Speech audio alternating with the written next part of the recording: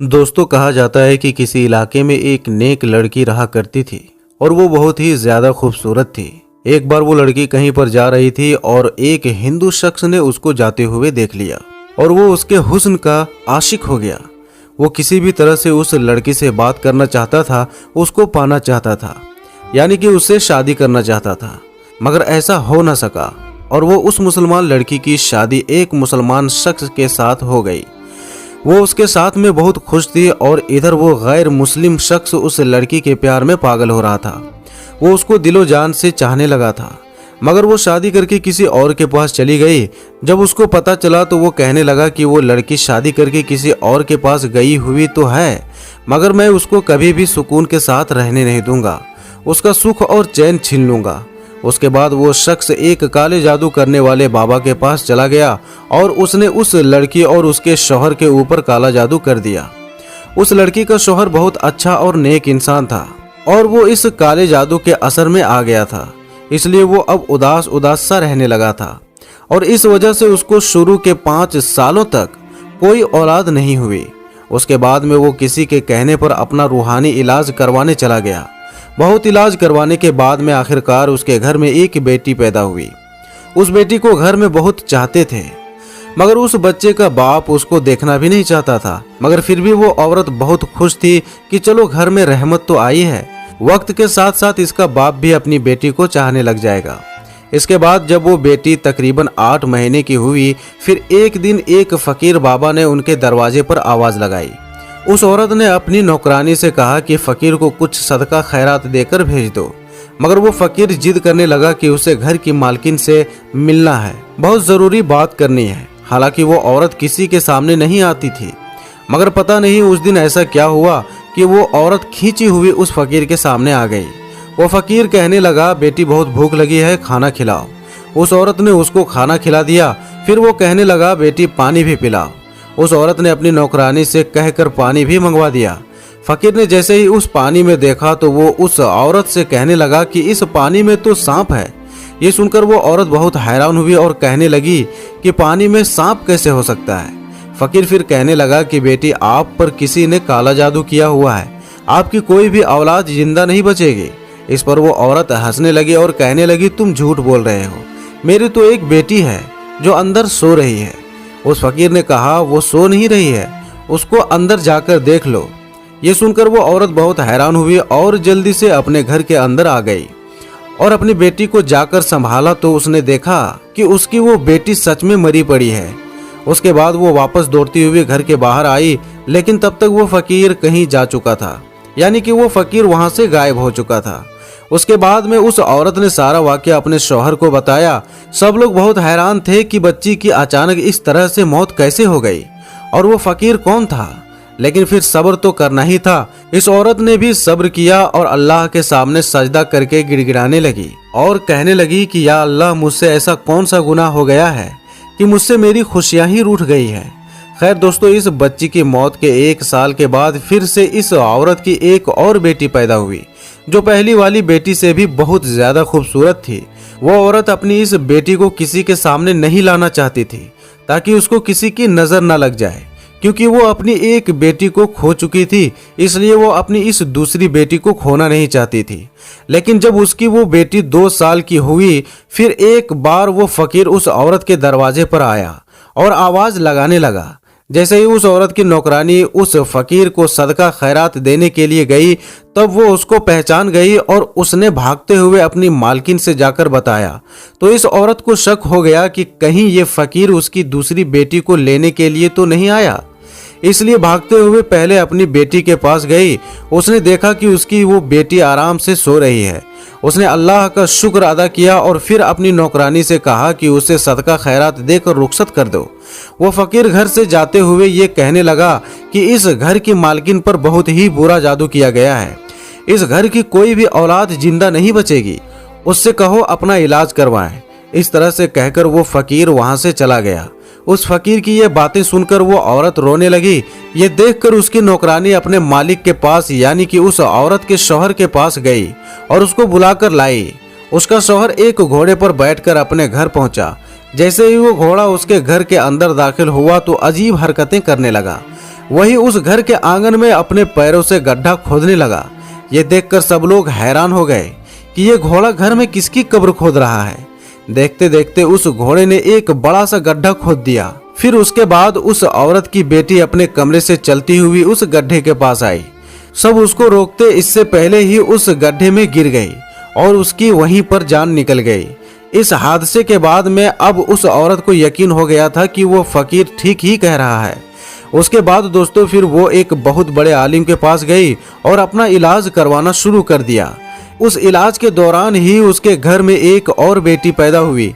अब वो औरत और उसका शौहर दोनों ही खौफजदा रहते थे कि उनकी इस बेटी के साथ भी कुछ ऐसा वैसा ना हो जाए, मगर आखिर में वही हुआ जिसका उनको डर था। एक दिन वो दोनों अपनी बेटी को साथ लेकर उस आलिम के पास जा रहे थे कि रास्ते में अचानक कहीं से उड़ती हुई एक चील आई और वो उस मासूम सी बच्ची को उठाकर ले गई और ये दोनों मियाँ बीवी देखते ही रह गए। उस चील ने आसमान में ले जाकर उस बच्चे को वहीं से छोड़ दिया। वो बच्ची सीधा जमीन पर आकर गिर गई और उसका पूरा जिस्म पूरी तरह से बिखर गया। यह हादसा देखकर दोनों मियाँ बीवी तड़प कर रह गए, मगर वो करते भी तो क्या करते। अब वो सोचने लगे कि आखिर ये सब हो क्यों रहा है, आखिर हमारी बेटियों को मारने वाला है कौन। दोस्तों इसके कुछ दिनों के बाद में इसके घर में फिर वो फकीर आया और आवाज लगाने लगा। नौकरानी ने देखा कि ये तो वही फकीर है। नौकरानी दौड़ती हुई अपनी मालकिन के पास गई और उसको इस फकीर के बारे में बताया। तो वो औरत इस फकीर के सामने आई और रोती हुई बोली, अब तुम किसको लेने आए हो? जब भी तुम आते हो हमारी औलाद को ले जाते हो। अब तो मेरे पास में कुछ बचा भी नहीं है, अब तो मेरी गोद भी खाली है। वो फकीर कहने लगा, ऐ औरत, तुम मुझ पर यकीन रखती हो तो मुझे अपने घर के अंदर ले चलो, मुझे खास तुम्हारे काम के लिए ही भेजा गया है। उस औरत ने उस फकीर पर यकीन कर लिया और उसको अपने घर के अंदर लेकर आई। फकीर ने उसके पूरे घर का चक्कर लगाया और फिर एक जगह पर बैठ गया और फिर पानी मांगने लगा।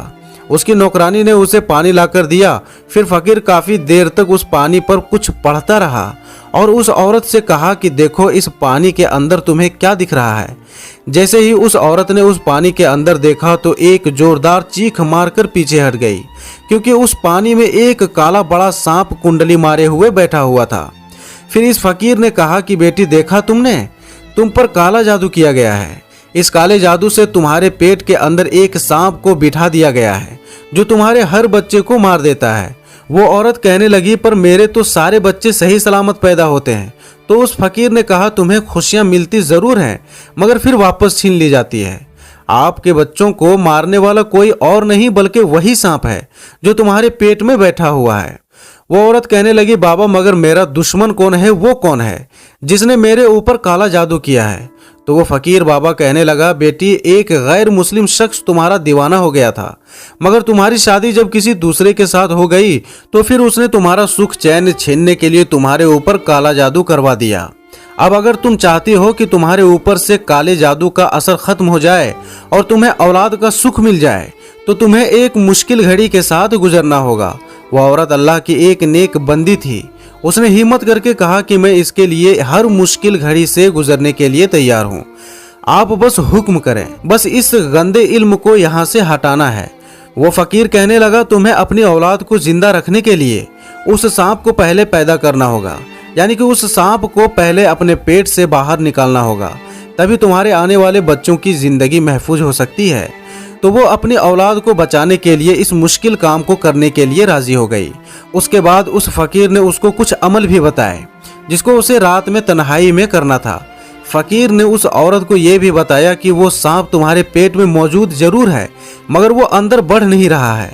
अगर तुम उससे मोहब्बत का इजहार करोगी, यानी कि अगर तुम उससे कहोगी कि ये मेरा बच्चा है, मुझे इसको पैदा करना है, तो फिर वो तुम्हारी हर बात सुनने लगेगा। फिर किसी भी तरह से तुम उसे अपने पेट से बाहर निकाल सकोगी। उसके बाद ऐसा ही हुआ और औरत ने अपने पेट पर हाथ फेरते हुए कहती थी कि मेरे पेट के अंदर जो भी है वो मेरा ही बच्चा है, मैं उसे दुनिया में लाना चाहती हूँ, मैं उसकी माँ हूँ। तो उस सांप ने उसकी ये बातें सुन ली। फिर वो सांप उसके पेट के अंदर बढ़ना शुरू हो गया। इस औरत ने एक बूढ़ी दाई माँ से भी बात कर ली थी कि जब भी मेरे बच्चा पैदा होगा तो मेरे पेट से कोई बच्चा बाहर नहीं आएगा, बल्कि हो सकता है एक सांप बाहर निकलेगा, मगर तुम डरना मत। वो बूढ़ी औरत भी हिम्मत वाली थी, वो इसके लिए तैयार हो गई। फिर एक दिन वो वक्त भी आ गया जब उस औरत ने एक सांप को जन्म दे दिया, लेकिन उन वजीफों की बरकत से वो सांप जिंदा नहीं बल्कि मुर्दा हालत में बाहर आया। और अल्लाह का करम ऐसा हुआ और उसके साथ में उस औरत ने एक बेटे को भी जन्म दे दिया। वो औरत अपने सामने एक सांप को देखकर बहुत हैरान हुई। वो सोचने लगी कि वो किस तरह से अपने पेट में एक सांप को पाल रही थी। फिर उसने अल्लाह ताला का शुक्र अदा किया। इसके बाद में अल्लाह ने फिर उस औरत को एक एक करके 2 और बेटे अता किए, जो बिल्कुल ठीक और सही सलामत पैदा हुए। काले जादू का असर अब पूरी तरह से खत्म हो चुका था। इसके कुछ दिनों के बाद वो फकीर बाबा उसके दरवाजे पर आया। वो औरत कहने लगी, बाबा कुछ बुरी खबर सुनाने तो नहीं आए हो ना, क्योंकि अब तो मेरे बेटे भी बड़े हो गए हैं, जो बिल्कुल सेहतमंद हैं, और हर रोज मैं उनकी लंबी उम्र की दुआ भी करती हूँ। तो ये सुनकर फकीर बाबा ने कहा, बेटी इस बार मैं तुम्हें कोई बुरी खबर नहीं बल्कि अच्छी खबर सुनाने आया हूँ। तुम पर जिस हिंदू शख्स ने काला जादू करवाया था, वो फिर से तुम्हारे ऊपर काला जादू करवाने के लिए जंगल में चंदन की लकड़ियां काट रहा था।